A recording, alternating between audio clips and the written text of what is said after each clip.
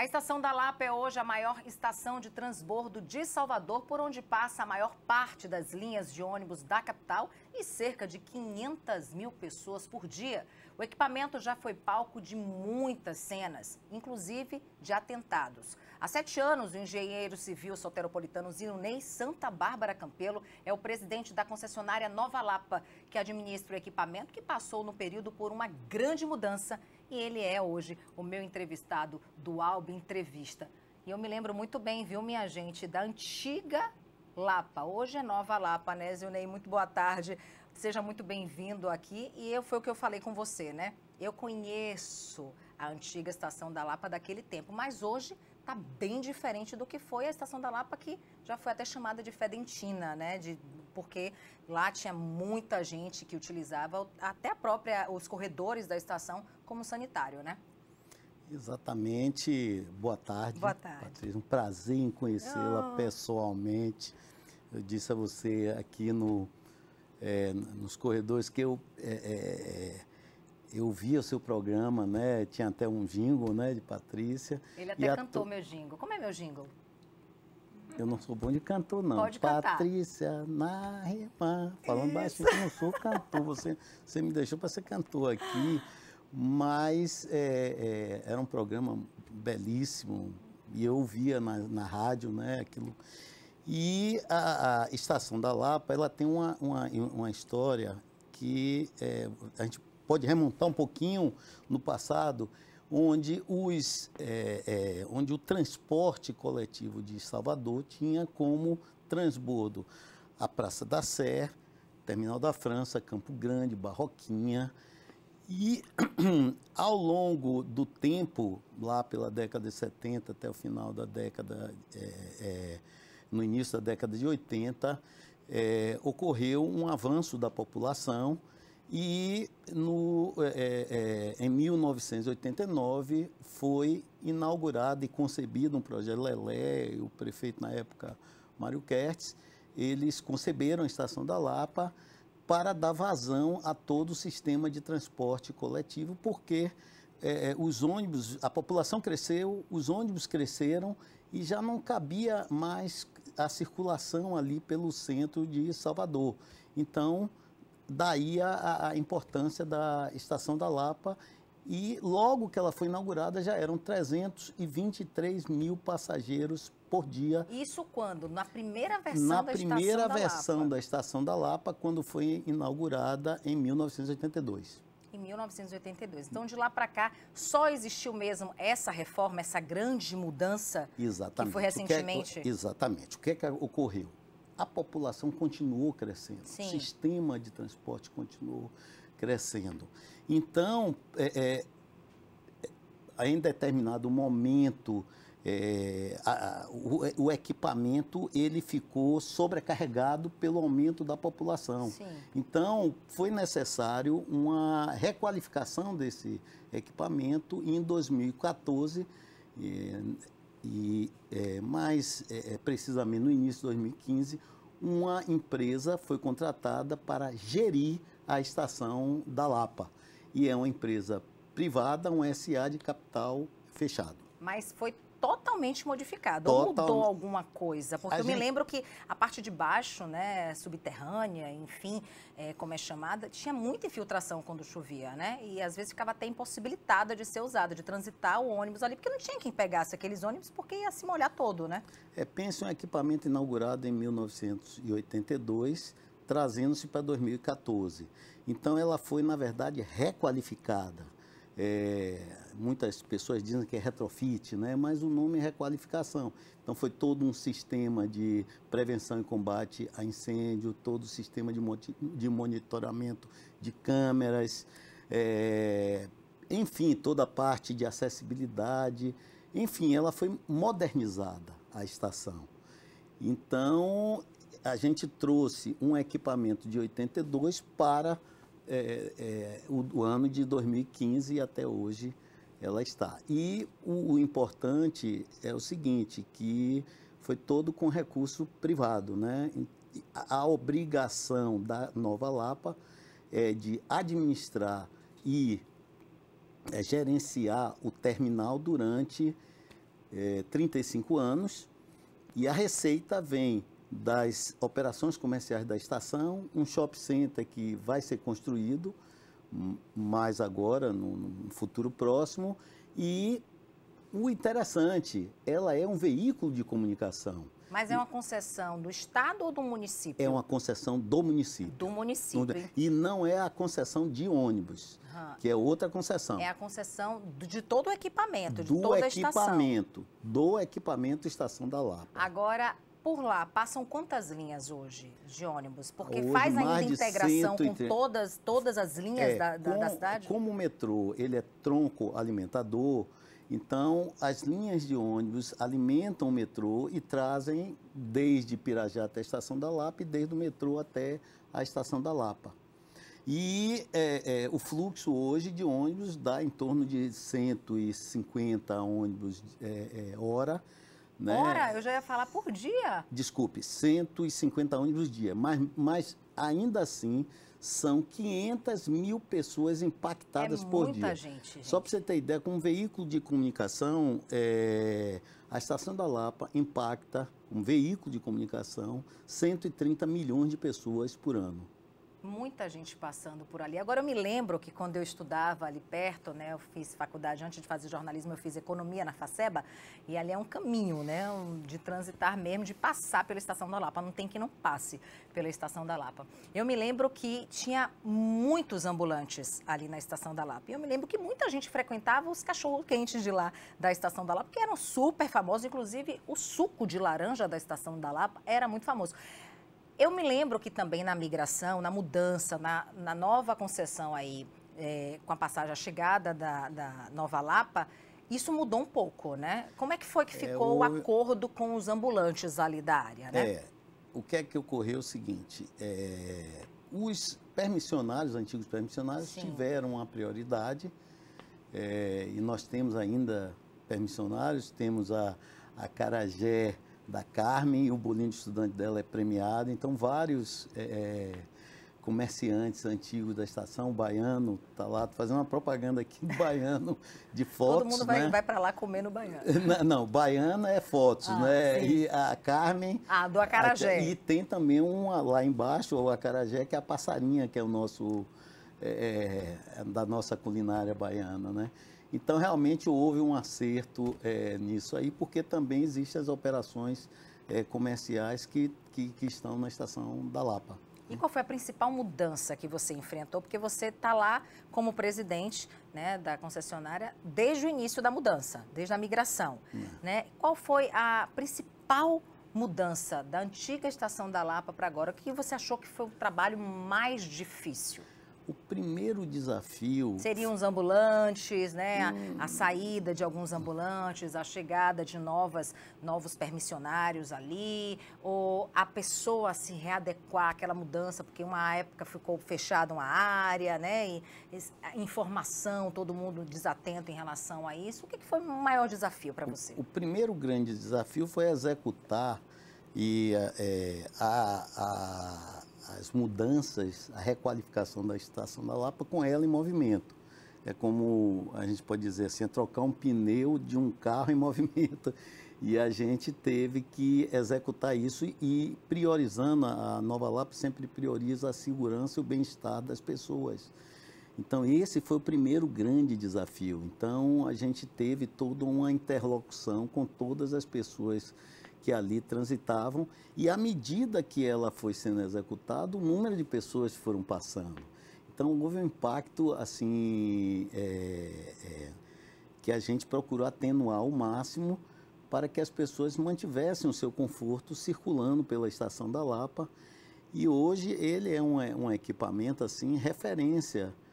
A gente teve a UITP, União Internacional para o Transporte Público, que visitou todo o sistema de transporte de Salvador e classificou a Estação da Lapa como referência, uma das referências no mundo de estação de transbordo. E você acredita essa referência em quê? Além da segurança, do equipamento em si novo, moderno? Eu costumo dizer, e esse é um objetivo da Nova Lapa, é que como a gente tem um trânsito de uma forma... o metrô, ele demora, vamos dizer, em torno a 3 a 4 minutos para chegar. Sim. E os ônibus têm um trânsito 14, 15 minutos, isso é normal do trânsito de Salvador. Então, a gente quer que também as pessoas estejam na estação de forma confortável. E aí, eu brinco assim que a estação não é só mais um lugar de passante, mas é um lugar também de ficante, de várias gerações. De paquera? Não, é um ficante diferente. Eu vou ficar aqui, vou marcar com a minha paquera. Pode até. Olha, porque o Shopping Piedade, né? É shopping de passada, assim, que as pessoas vão marcar no Shopping Piedade. Eu sei que você vai lá para a Estação da Lapa pegar seu ônibus, né? É isso pode mesmo, pode ser, mas quando a gente fala de ficante, é que as pessoas se sintam bem e todas essas pessoas que ali circulam ali, da menor idade à maior idade, se comuniquem, né? Que seja ali um bem-estar para todos. Isso daí tem que ter todo um projeto também envolvido de arquitetura principalmente, e eu me lembro que a gente fez até uma matéria bem bacana no metrô. Em uma das estações do metrô aqui de Salvador existe biblioteca.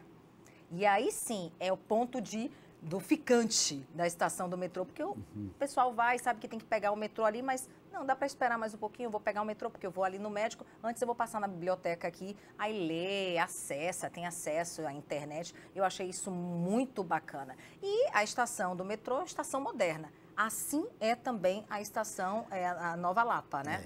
Além de ser um local de trânsito de pessoas, de encontro, desse vai e vem, de conforto, nós já realizamos mais de 50 eventos na Estação da Lapa. Então, só para você ter ideia, já tiveram artistas lá, renomados aqui, e vou mais além. Eu não sou presidente, eu estou presidente da Nova Lapa, porque eu tenho toda uma equipe e a gente comunga desse caminho de servir as pessoas que estão ali. Então, queria agradecer a todos que trabalham na estação, dar um parabéns. Isso é muito bacana. Falando nisso que você está falando, você ressaltando aí a sua equipe, isso é muito bacana, vindo do presidente da concessionária, né? Limpeza, porque a gente sabe que um dos grandes problemas em Salvador é a limpeza. Principalmente porque é algo que é cultural, né? A gente sabe que muita gente aqui não tem esse cuidado, como a gente vê em outras estações, até mesmo do país. Eu não vou nem muito longe, até mesmo do país, como estações de transbordo em Curitiba, né? A limpeza chama muita atenção. Como é que está a limpeza da Estação da Lapa? Eu posso dizer que é uma referência, né? A Estação da Lapa não é porque sou eu e toda a equipe que trabalha lá, mas a gente tem uma atenção especial para a limpeza. Eu queria lhe convidar para você estar na Estação da Lapa, conhecer a Nova Lapa e convidar todos que estão nos assistindo a conhecer a Estação da Lapa, porque tem muitas pessoas que ainda não conhecem esse equipamento que pertence a Salvador, né? E a limpeza é o básico, é o início de tudo e a gente tem um cuidado especial com isso. Porque eu falo disso da limpeza, porque tem gente que fala assim, mas eu joguei no chão porque não tinha lixeira. Porque é um grande problema aqui em Salvador, é a falta de lixeira em locais pontuais. É a exemplo da orla da capital baiana, uma lixeira a cada 2, 3 quilômetros. Esse é um dos motivos, mas também tem aquele lado cultural também, que a pessoa pode guardar o lixinho dela na bolsa, no bolso e jogar assim que avistar. Então, a Estação da Lapa tem toda esse equipamento, tem lixeira à vontade, não tem como o cidadão reclamar, né? O passante ou o ficante. E mais do que isso, todos que transitam abraçaram a Estação da Lapa. Todos que transitam na Estação da Lapa resolveram assumir como dela aquele equipamento. Por isso que ela está muito limpa. Não é só pelos profissionais que ali trabalham, mas é por todos os baianos que ali transitam. Ele está falando da limpeza e está falando também de um ponto também de eventos, a Estação da Lapa. Eu me lembro que eu passei há pouco tempo, recentemente, e é uma estação também de vacinação. É um ponto de vacinação. Muita gente para lá para fazer a vacinação quando tem montado alguns. E eu acho isso muito bacana, porque a pessoa está ali passando, vai transitar, vai pegar um ônibus, aproveita para se vacinar, né, minha gente? A gente vai falar sobre esses e outros assuntos, inclusive sobre o lado dele aqui como pessoa, o lado de lazer, né? O que é que ele gosta de fazer, né? O presidente de uma concessionária gosta de fazer nas horas vagas, nas horas livres e eu soube até que ele manja de kart. Depois você vai me explicar sobre isso, viu? Daqui a pouquinho, aqui no nosso Alba Entrevista.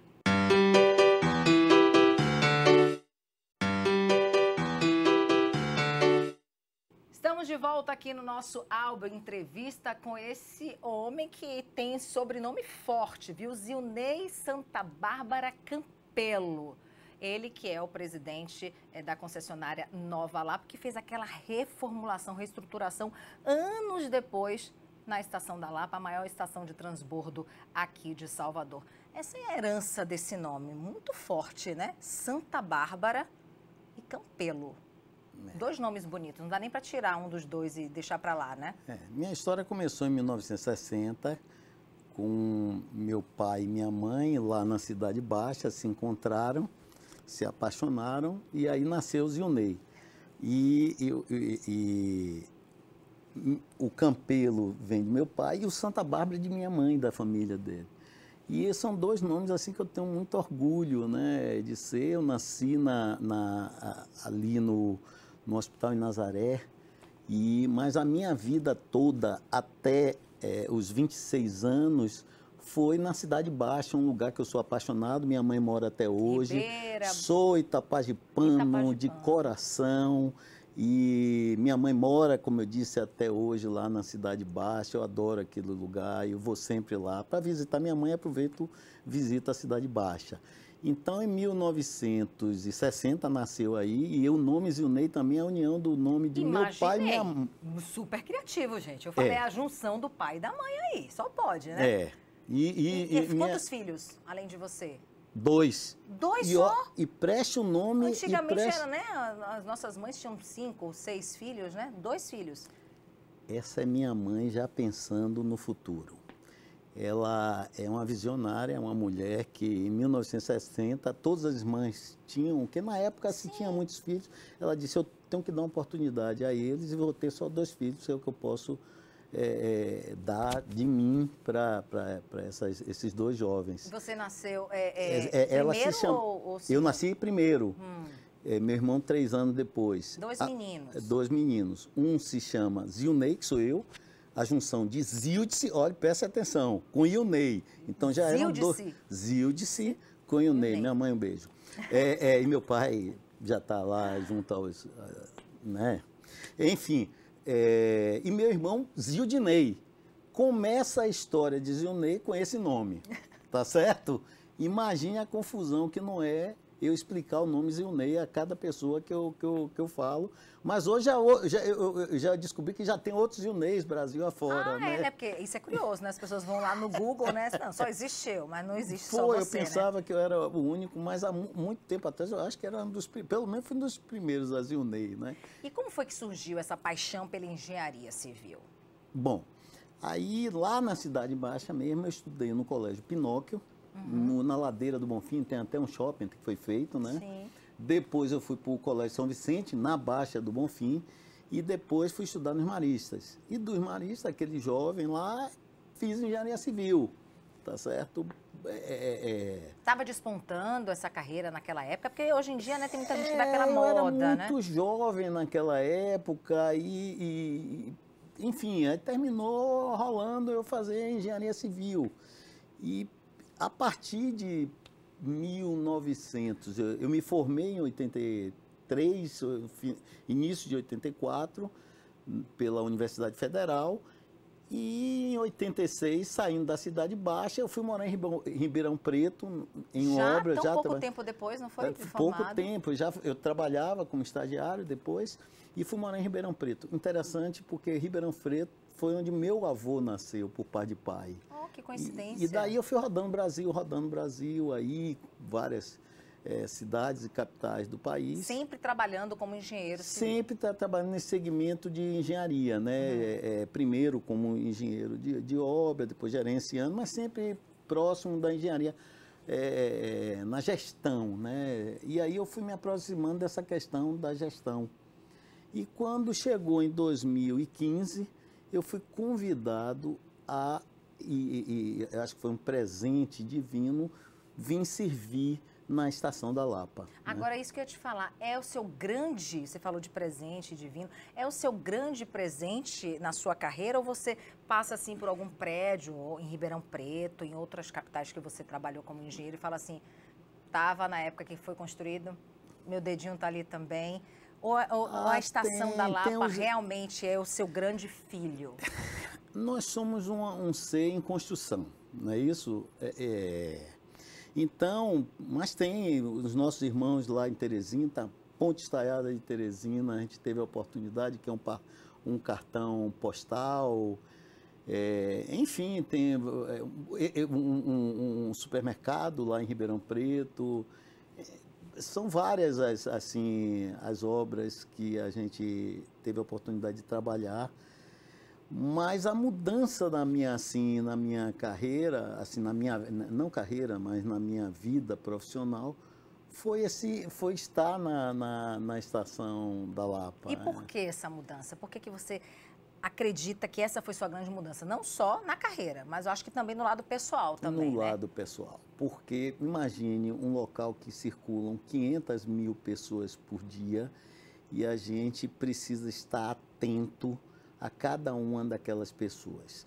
Uma vez aqui eu conversando com todas as profissionais que trabalham com a gente e a gente disse, quem é o nosso cliente? E as pessoas não sabiam, diziam, claro, o poder concedente é a Prefeitura de Salvador. Disse, não, gente, as pessoas quem tem que servir são as pessoas lá da estação. Isso é que vai nos dar felicidade. Então, é um crescimento constante e eu me sinto bem ao entrar na Estação da Lapa e quando as pessoas criticam qualquer coisa, que nós não somos perfeitos, a gente se volta para dentro e diz onde é que nós erramos, onde é que a gente pode melhorar. A crítica aí é importante nesse sentido, né? Porque eu costumo dizer, Ney, que o elogio não faz a formação da pessoa, né? Aquela formação crítica mesmo, de você querer ser melhor cada vez mais. É com uma crítica que você falou, opa, será que é isso mesmo? Eu errei aqui. Não, então vou tentar melhorar. É essa questão, eu tenho que me colocar no lugar do outro. Exatamente. Né? Um gestor tem que se colocar no lugar daquele próximo ali, qual é a dor dele, ele acordou de manhã, como é que está o humor dele.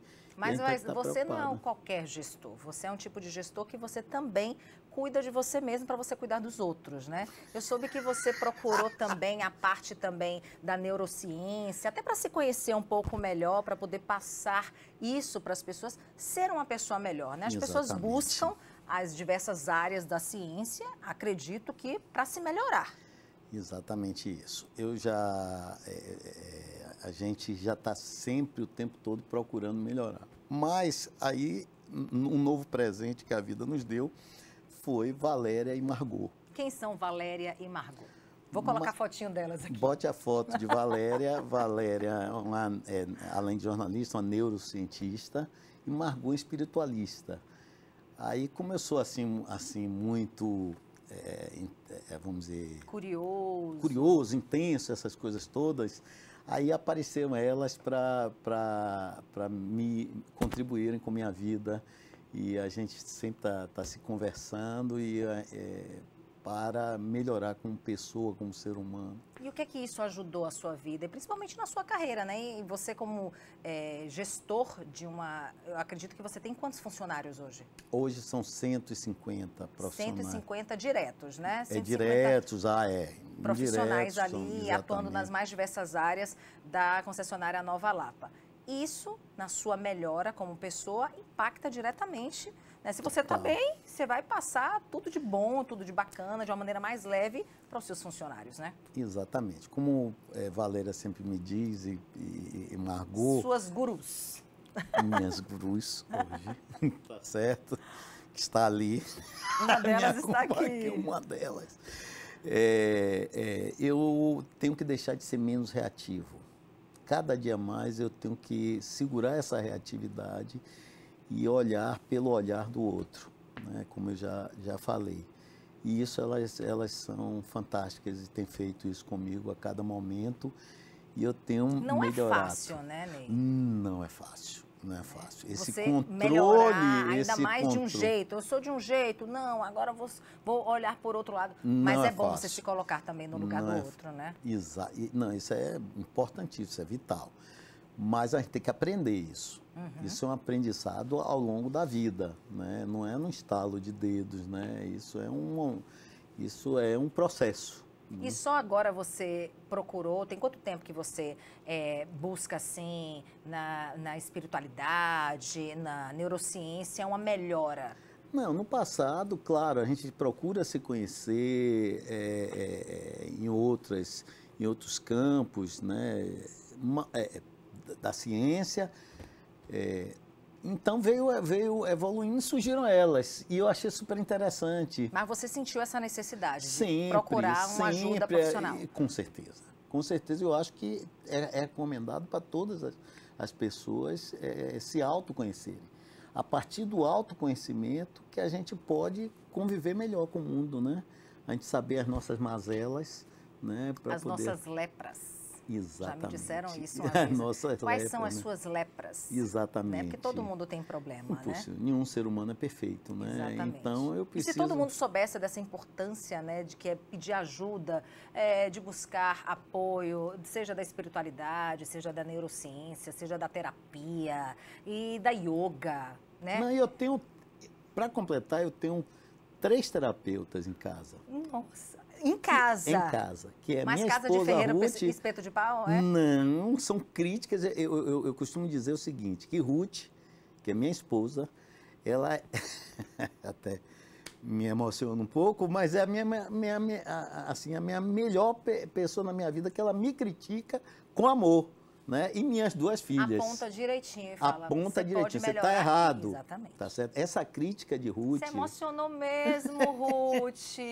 Dá um close aqui ó, no olho dele. Olha, está emocionado, Marcelo, nosso cinegrafista aqui. Marcelo, faça isso não. É o segundo entrevistado que eu faço se emocionar, gente. Eu vou virar também nessa área, viu? E minhas filhas, que são os doces, né? Vanessa e Gabriela... E também estão lá as 3. Você cercado de mulheres, Ney? Espetacular, espetacular. Porque minha mãe era sozinha e 2 homens e meu pai. Nossa! Aí inverteu quando eu casei e agora 2 meninas. E elas me ensinam a cada dia a ser melhor. Importância das mulheres aí, Não, viu? as mulheres São sábias, né? Consegue sábias, falar direitinho. E ele mesmo disse aqui que a esposa vai lá no ponto certo e fala, não é assim. Não é assim que você pode melhorar. Exatamente. Isso Exatamente isso. E eu gosto de Ruth me criticando porque ela é uma crítica, assim, muito legal. E ela tem, assim, um jeito de criticar, mas fala porque amigo direto. É isso. Amigo, além de esposa, é amiga dele, amiga é isso, que aponta os defeitos e também as suas qualidades. Não é só a qualidade para você ouvir bonitinho, não. Não, você também está errado, tem que fazer assim, não é isso? Exatamente isso. Agora você é esportista. Que coisa bacana. Como é que entra o esporte na sua vida? Tem tempo um presidente de uma concessionária que transita aí 500 mil pessoas diariamente na Estação da Lapa, tem tempo ainda de fazer? Tem tempo, né?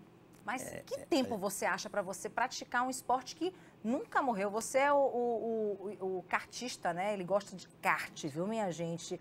Mais antigo... Longevidade, né? né? Eu e Carioca. No né? país, Nós estamos, viu? Não, em Salvador. Em Salvador? Em Salvador, vamos Longevidade corrigir. em Salvador. É muito interessante essa história, é o seguinte. Primeiro, eu adoro futebol, mas eu era um péssimo jogador de futebol. Né? Então, não dava nem para ficar de gandula, né?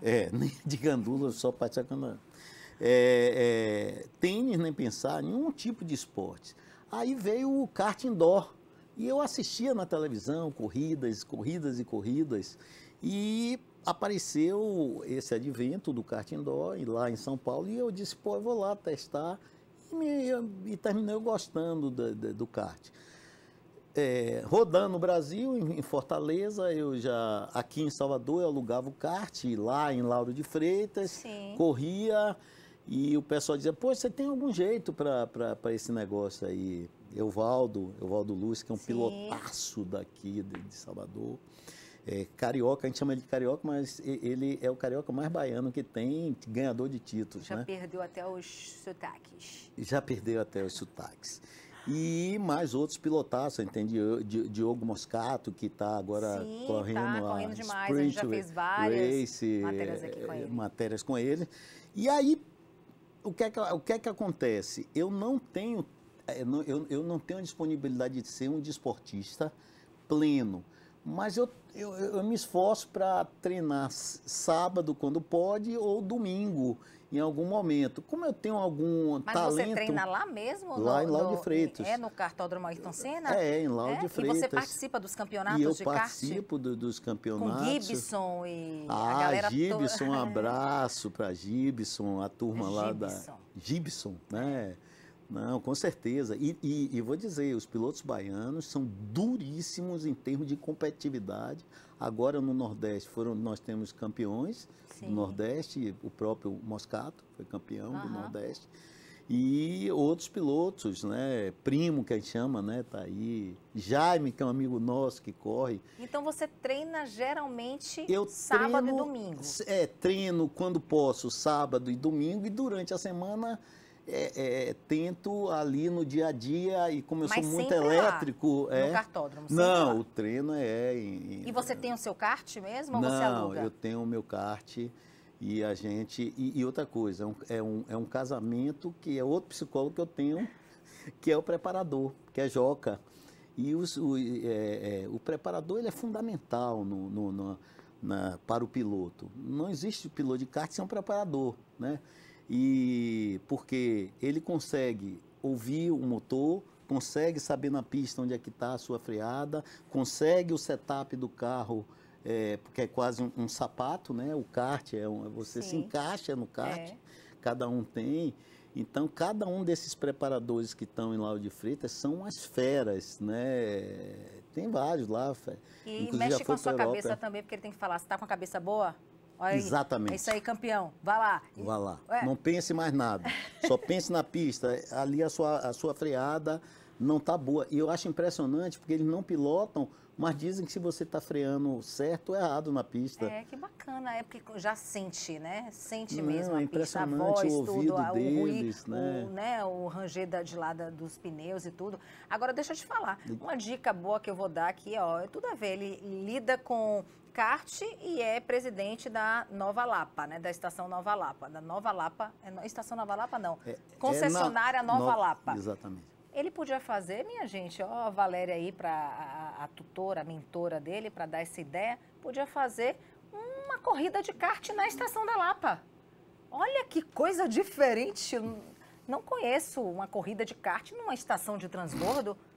Nós temos um projeto, né? Valéria aí aparecendo, dá tchau, Valéria. Dá tchau. A mentora ficou parecendo o Jô Soares, me achei aqui agora. Muito bacana.